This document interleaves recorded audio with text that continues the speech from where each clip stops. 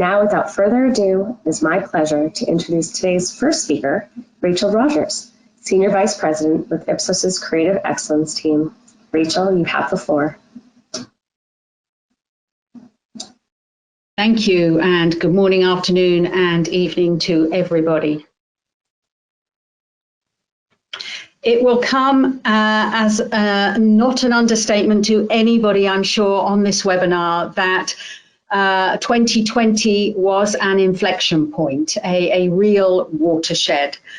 Data that Ipsos collected in association with the World Economic Forum tells us that people all over the world are unwilling to return to pre-pandemic society. And brands cannot afford to ignore the implications of this seismic disruption that we have all lived through. Over the next 45 minutes or so, you'll be hearing from myself and my colleague, Ped Howard, about what those implications are on advertising and communications. We are dedicated to providing fact-based guidance to our clients on the intersection of creativity and effectiveness, and this topic speaks very closely to those issues. So going back to that data from the World Economic Forum study, in the US, almost 80% of people in that study said that they wanted the world to change significantly and become more sustainable and more equitable, specifically, rather than returning to how things were prior to the pandemic. And this interest is reflected in the study that we undertook to guide advertisers and brands on cultural fluency. Among the social values that we asked about, equality issues rose to the top. Now, of course, over the course of the last year, in addition to the pandemic, we have had a number of events which have raised the profile, particularly of racial justice, and perhaps that is driving a greater saliency of equality issues. Racial equality was the most cited as an important social value, but gender equality was also identified as critically important, especially unsurprisingly by women. And if we look at the biggest ad event of the year, the Super Bowl, we can see this concern about equality being reflected in trade press commentary. Inclusion has become a new standard. And according to these publications, advertisers are failing to meet it. However, we found viewers of the Super Bowl to have a much more nuanced appreciation and assessment, with almost 40% of them thinking that this year's ads showed more diversity. One ad in particular stood out to us in this area. Let's take a look at the ad for Indeed.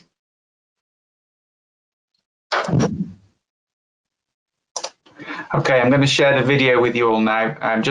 Unfortunately, if you've dialed in by your phone to the dial in, you won't hear the sound, but if you're on your laptop and doing the audio through that, you will.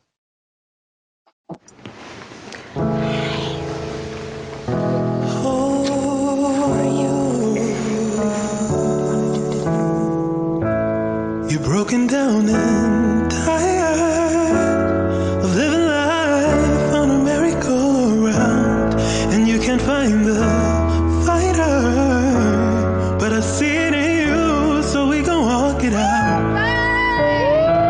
And we'll rise up high like the waves. I'll rise up in spite of the ache. I'll rise up and I'll do it 1,000 times again. For you, for you, for you, for you.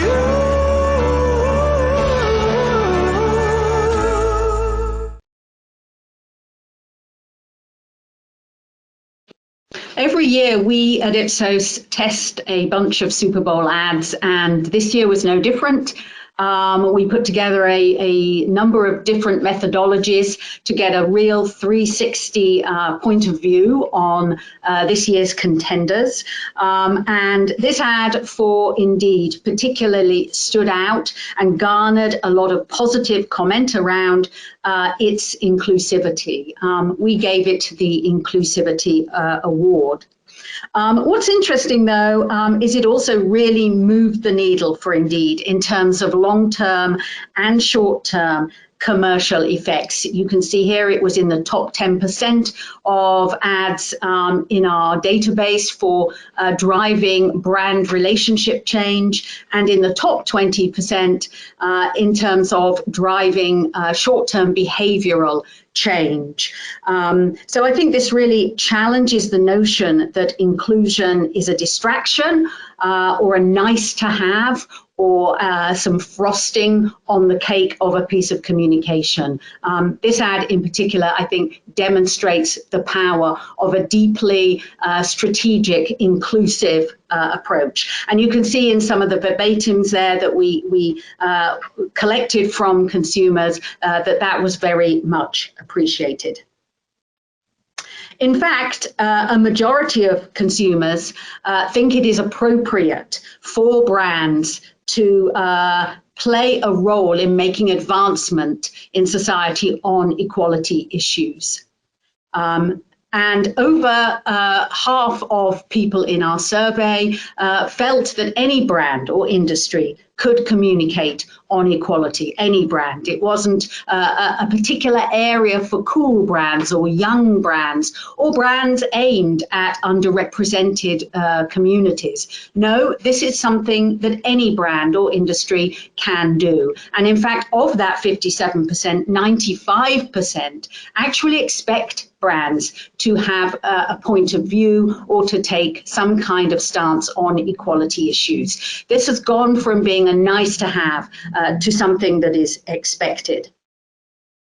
And of course, as you would expect, expectations around this are even higher among growth targets for many brands. So if your brand is trying to communicate and market effectively to younger consumers or any consumers in underrepresented communities, you can expect these expectations to be even higher than those that we cited for the general population.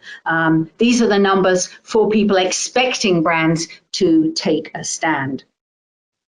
And of course, trillions of dollars, if we need to be reminded, are at stake. Historically underrepresented communities have significant spending power that should not be ignored. So how do we go about this? How do we start to build cultural fluency into our marketing and advertising work and take this opportunity to support the change that society wants to see?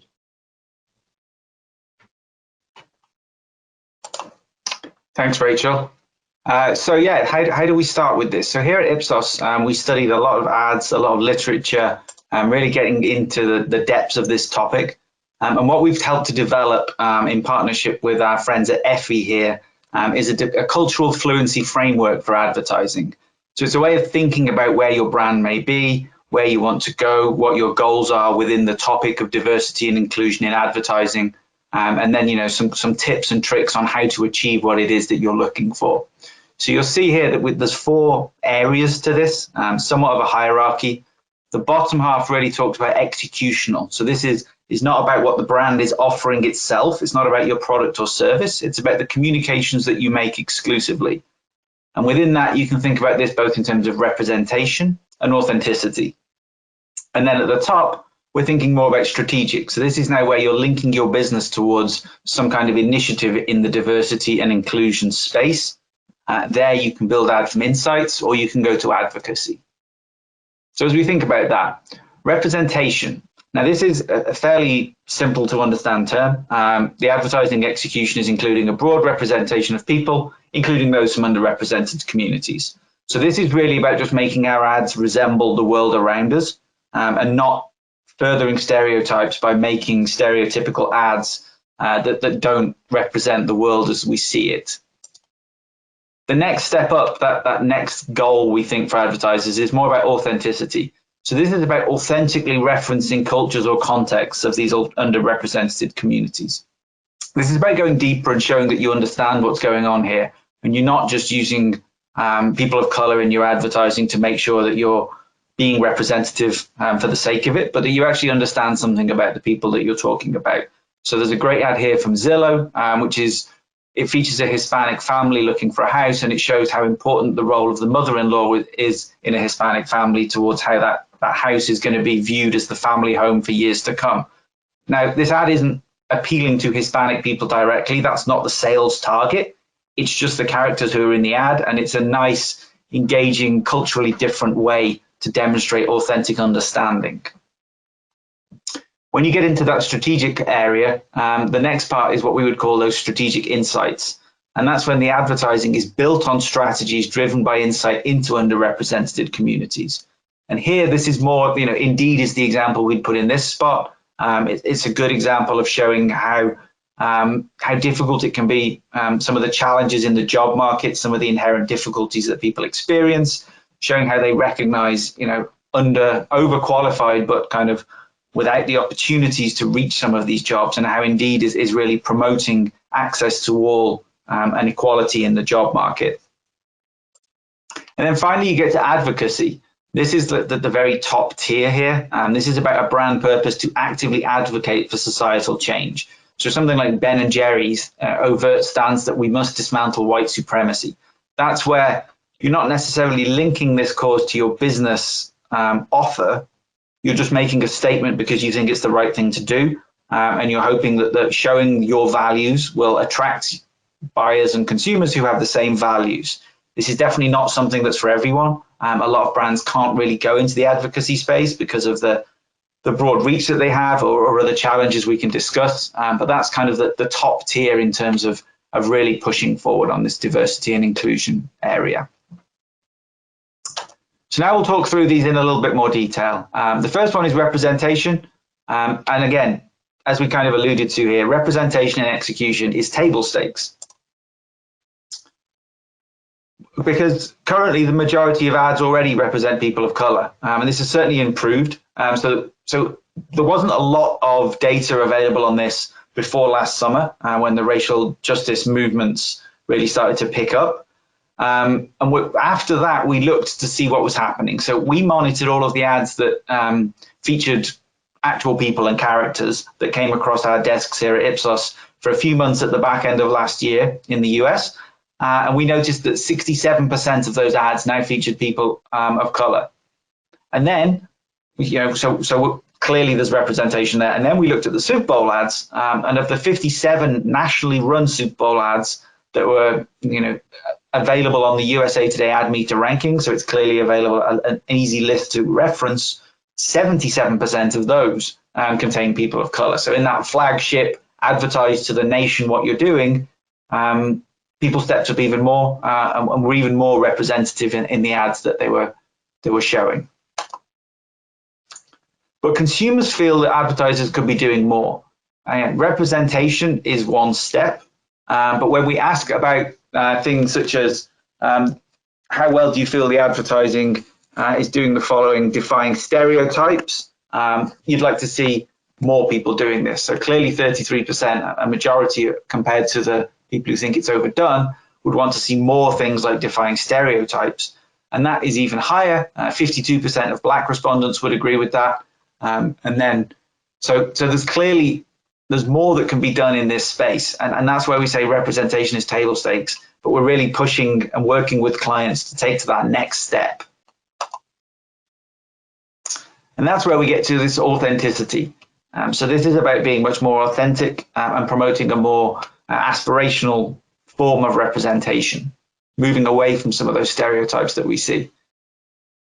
So some more of the data that we have here for you. We know that younger Black and Latinx consumers are heavily influenced by their race and ethnic cultures, influencing them on a daily basis, and the culture from their parents' country of origin often influences Latinx consumers 18 to 34. So there's a real space here to connect with people by appealing to that natural culture.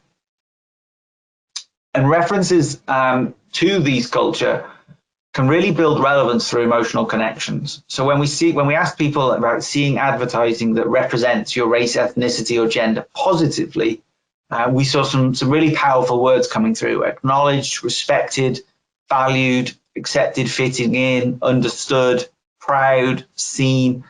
You know, there's a really strong emotional response to this. And we know this across all of our advertising database, that when people say that the ad is for people like me, when people see themselves represented in advertising, there's a huge jump in both behavior change, which is our proxy metric for short-term behavior such as sales or brand choice, and even more for brand relationship, which is more of your long-term equity building metric. You see there going up from 75 to 123 on an indexed level when people say that the ad is for people like me. So we've seen that there's a significant gap between what advertising is doing and what people want. 38% of people want to see more people of color being depicted in a position of power, and that's Gen Pop. That's everybody we surveyed, still at that 38%. 41% of Gen Pop want to see more women being depicted as business leaders, for example, when we get more specific. So there's a real appetite for more authentic and aspirational diversity within the advertising that people are seeing. And you'll remember that we said that 67% of the ads that we counted up in the back end of last year featured people of color. Well, only 3% of them portrayed women and people of color defying stereotypes. A huge drop off there in terms of those defying stereotypes and just featuring people in the ads. Another stat on this, when we kind of put the gender lens on it, only 11% of Super Bowl voiceovers were female talent. 89% were men doing the voiceovers in those Super Bowl ads. So whether it's in the ads that we show or even in the way that the ads that we make, there's clearly a lot more room to bring in diversity towards the creative that's being made. Focusing on some responses from Black consumers, again, thinking about this authentic depiction, we asked about certain scenarios and whether you'd like to see more or less of it. And you see at the top half, featuring a person of color as the main character, featuring dark-skinned Black people, depicting a person of color in a position of power. There's a real appetite to see more of this in the advertising that you see. When you get towards the bottom half, certainly the bottom two, depicting an athlete as a person of color or featuring a sole person of color in a group, there you can see that's where you're starting to see a bit of this rejection or pushing back of something that's perhaps overdone. And again, that's where you're really seeing that trade-off between, yes, we had some representation in our advertising, but was it really defying stereotypes or being a aspirational, positive role model that's promoting further inclusion in society? And we see the same thing in gender. Again, the topic at the moment, there's a lot of focus on racial justice, but we know that gender equality as well, with yesterday being International Women's Day, there's a clear focus on promoting gender equality as well. And when you think about the same sorts of questions here, women would like to see older women as attractive, showing a man cooking or doing household chores, depicting women as business leaders. And they want to see less of depicting women, beautiful women, as exclusively young women, or showing a woman cooking or doing household chores. And that's not just women. Both men and women want advertisers to still go beyond this and break some more of those gender stereotypes. So again, it's not just about, the theme that we see here of both racial and gender equality is it's not just done to appeal to that particular group you are trying to promote inequality. Everybody has an appetite for more equality in the advertising that they see. And whether we look at Gen Pop or specific groups within our data, we're still seeing that trend of a big opportunity for more representative advertising. So a couple of examples here, and I'll play one for you in a second, about really showing those authentic references. There's a great ad from Apple about a diverse group of colleagues making a round pizza box. There's a great way of challenging gender stereotypes within that. Really good ad in terms of showing how equality across different groups within that work situation. And then equally, the Amazon ad about the Black neighborhood supporting a girl whose dreams were dashed about the pandemic and her ballet. So I'll play that ad for you, hopefully now.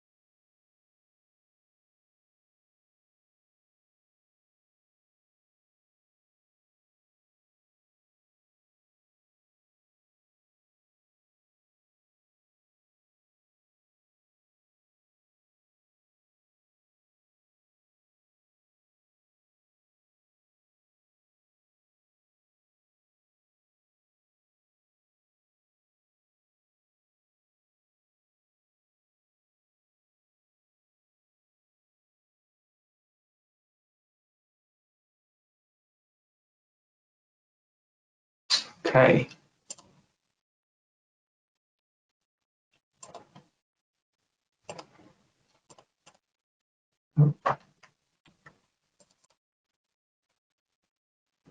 Okay, Rachel. Thank you, Ped. So let's move up our framework into the strategic level area of it, and specifically into the insights area. So here we're really moving from what people see superficially, if you will, on the screen, to getting deeper into the communication strategy and marketing strategy that lie behind the executions. Put simply, here we are talking about advertising being rooted in an inclusive insight. And we have some good example brands here to bring this to life a little bit. Each one of these has really been built as a piece of advertising from an inclusive insight that drove from the brief. Let's start by taking a look at the first example here for Etsy.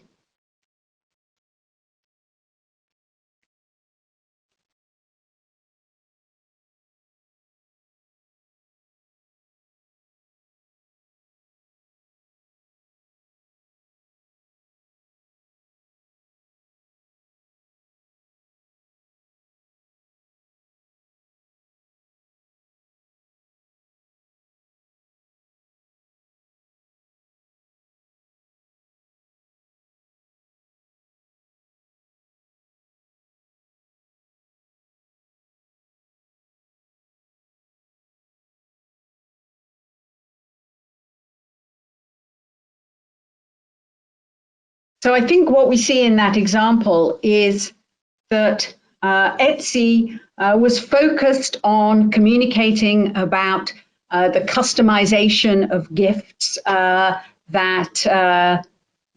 you can buy on Etsy from its many craftspeople and artisans, and telling that story, really taking that message objective and telling that story through an inclusive insight.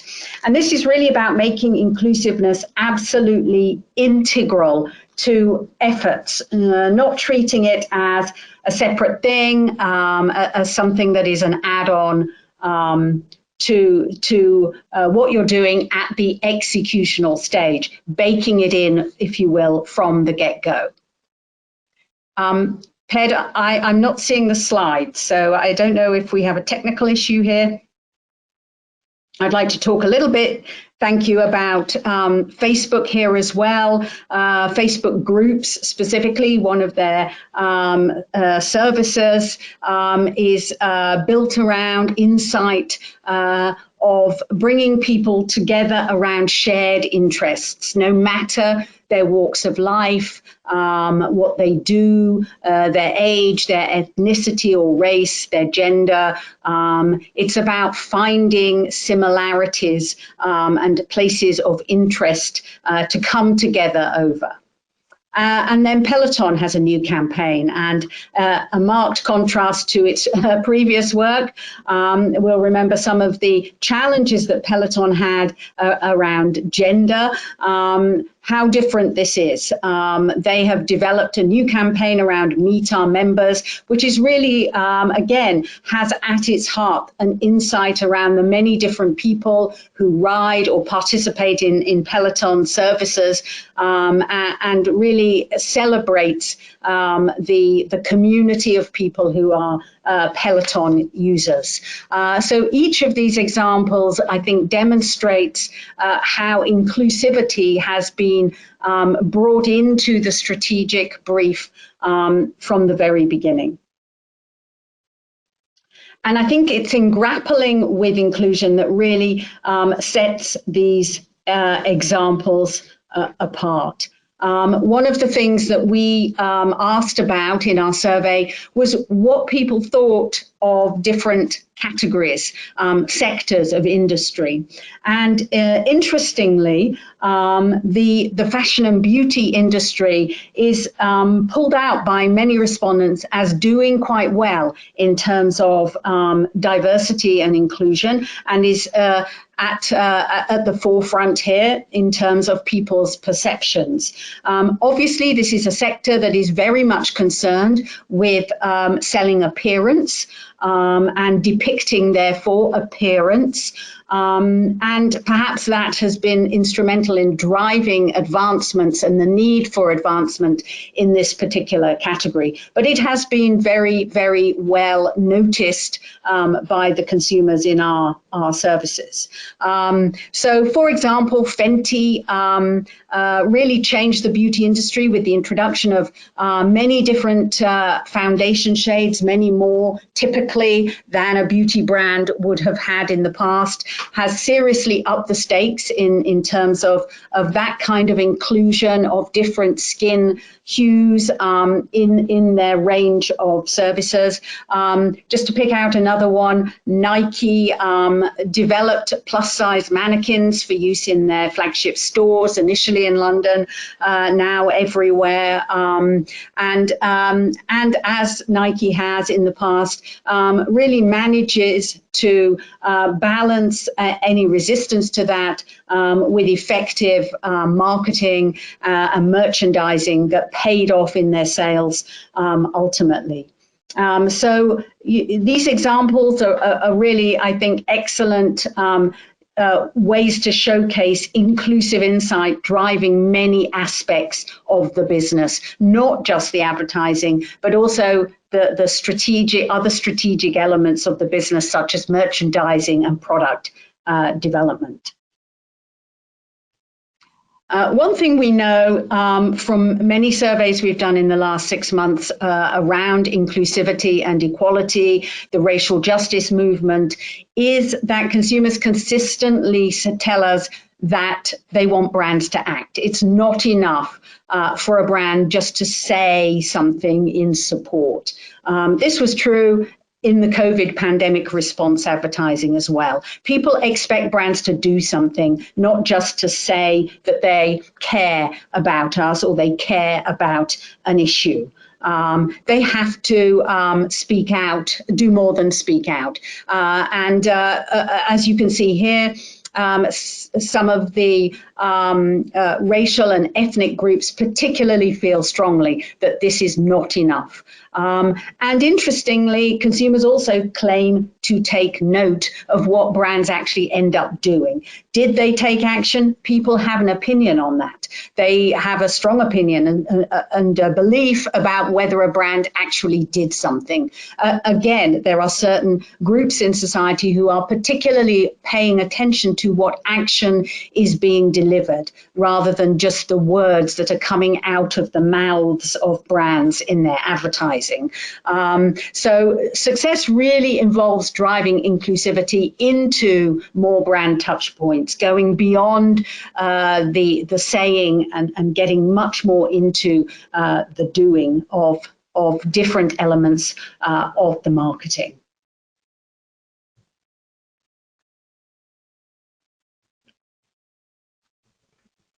Okay, thanks, Rachel. And now I'm quickly going to talk a little bit about this final tier of the advocacy level and about the strategy that must go beyond advertising. What's really important here is that all of the brand actions need to come through an inclusive lens. So this is not a marketing and communications exclusively venture. This is something that the business itself is choosing to get involved in when you reach this level.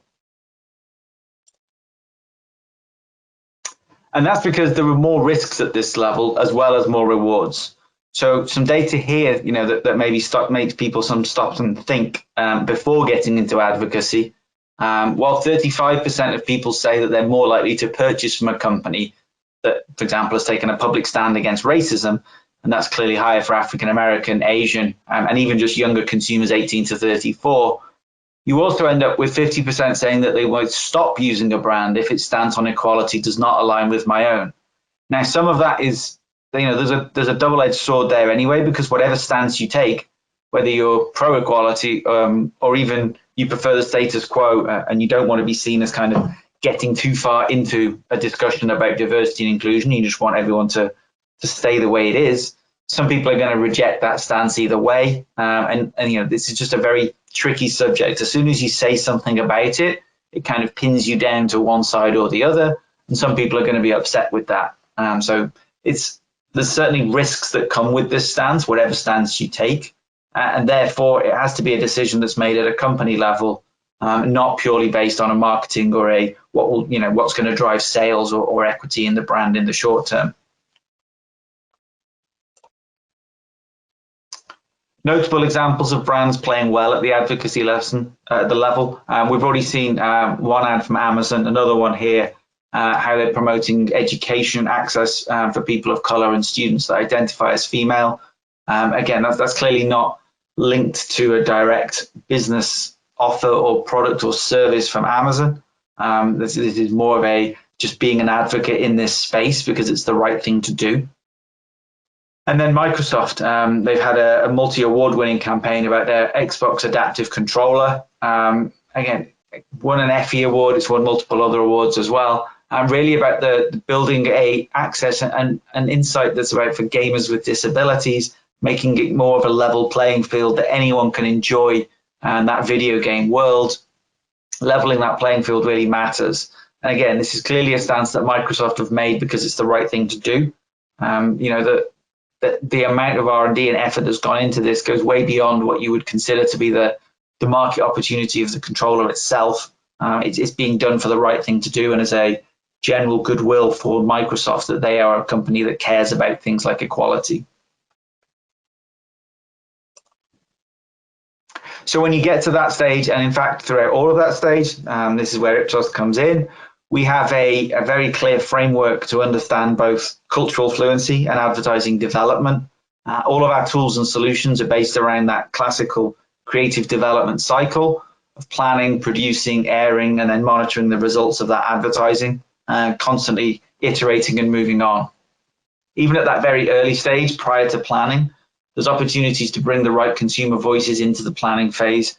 You can develop briefs that are more informed, more validated by diverse perspective, and tap into the right societal and cultural trends before you even go down the path of creating those ideas. You can ensure that the foundational campaign idea resonates. Again, it's who you talk to and how you talk to them at this stage. There's opportunity to tap into our Ipsos inclusivity communities, custom communities of consumers to bring that insight on specific brand strategies. When you get towards that execution stage, it's really about ensuring inclusivity is effectively captured in that execution. So we integrate inclusive metrics as standard in our measurements of assets. We look at representation of gender and people of color in all of the ads that we test just as a standard. And we also have optional cultural authenticity modules where we layer on additional boost samples and really understand how the people featured within the ad see that depiction. Is it that sort of powerful and empowering, emotional tone that we see as so effective there? And then when you get towards the results and looking at what's happened and where you go next, we have a cultural transferability framework, which works both transferring across cultures and markets to see what themes that may have been developed specifically to one audience might play well in another market around the world or not. And having our experts who are focused on ensuring inclusiveness in all elements of research, design, and execution. When you think about using the brand, how brands can use the model as we've depicted it, again, the bottom half is all about execution, the top half about strategic direction. So the representation, that's table stakes. If you make ads, you need to be considering this. And honestly, at this point by itself, it's not really enough to get any credit or positive impression for being representative in your advertising. It's more that there's a potential black mark or ding against you if you don't produce representative advertising. So that's a necessary but not sufficient criteria in terms of even entering the conversation here. In terms of execution, what you should be looking at is more about authenticity. This is the better way to approach diversity and inclusion in advertising. We'd say this is now becoming the gold standard, and it's still a way that all brands to move conversations forward. So remember, this is executional.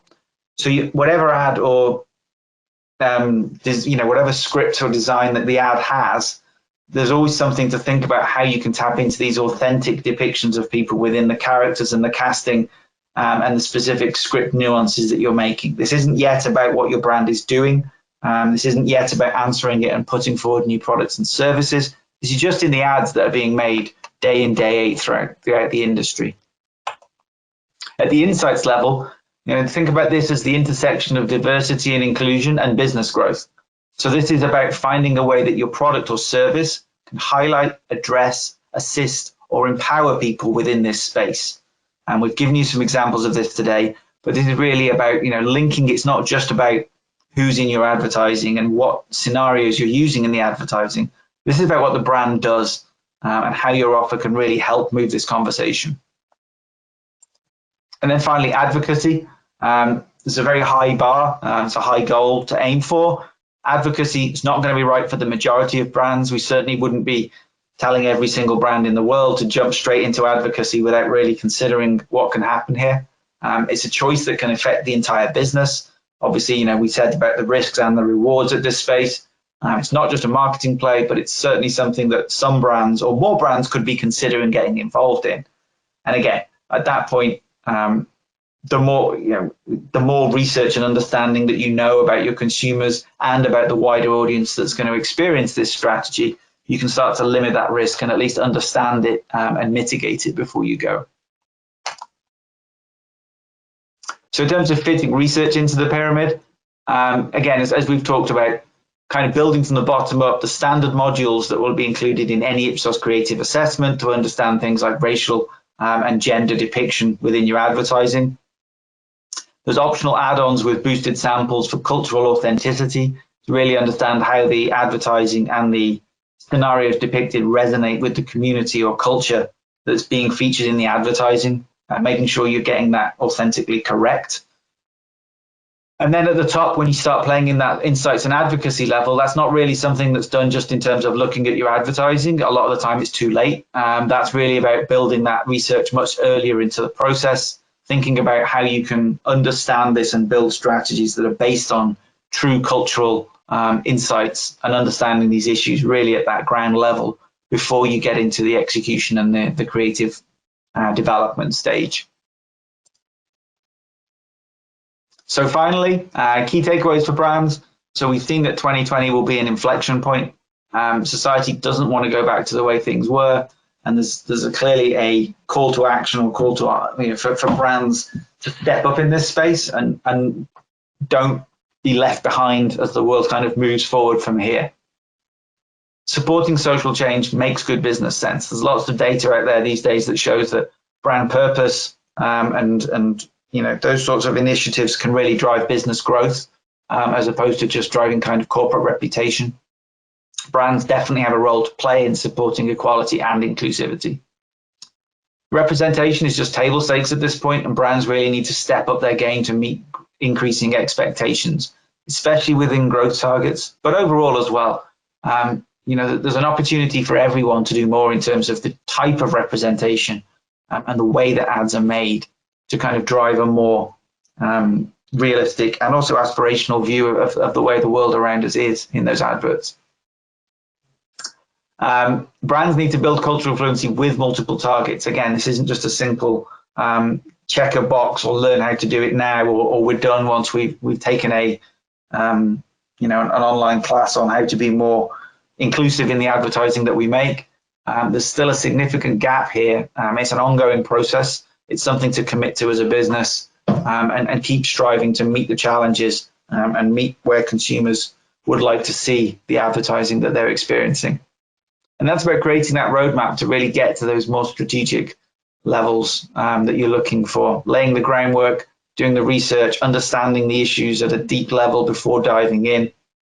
As Rachel said, there's a lot to be said about doing something first and then talking about it. Don't think about this as something you should make an ad about. Think about what the initiative your brand or company is doing, what difference is it making, and then is that something we should feature in our communications instead of the other way around. At that point, that's the end of our content. I know this was scheduled to go to 1:45 Eastern, but we have a few minutes here, so I'll put my camera on and see if there's any questions that either myself or Rachel can answer for you. Hey, Pat. This is Megan. There is a question that rolled in. Your presentation was very interesting, but it was mostly focused on consumers. I'm wondering if you have any information as far as B2B advertising. Actually, we do. Not ready yet. We've partnered with our friends at Verizon to put together some more in-depth learning on a B2B angle on this, and we will be producing kind of some follow-ups and sharing that in the weeks and months to come. So yes, but stay tuned. Wonderful. Well, I think that basically wraps up our time for today. I really want to thank the both of you for your presentation, and I also want to thank everyone for joining us today. If we didn't get to your question, then we will do so by email. You will also receive an email with a direct link to today's recorded presentation. Additionally, you can reference the handout section in your event console for more about the research we shared today. And of course, we welcome the opportunity to speak with you, so please feel free to reach out to us. That now concludes today's webinar. Have a wonderful day. Thank you. Bye-bye. Bye-bye.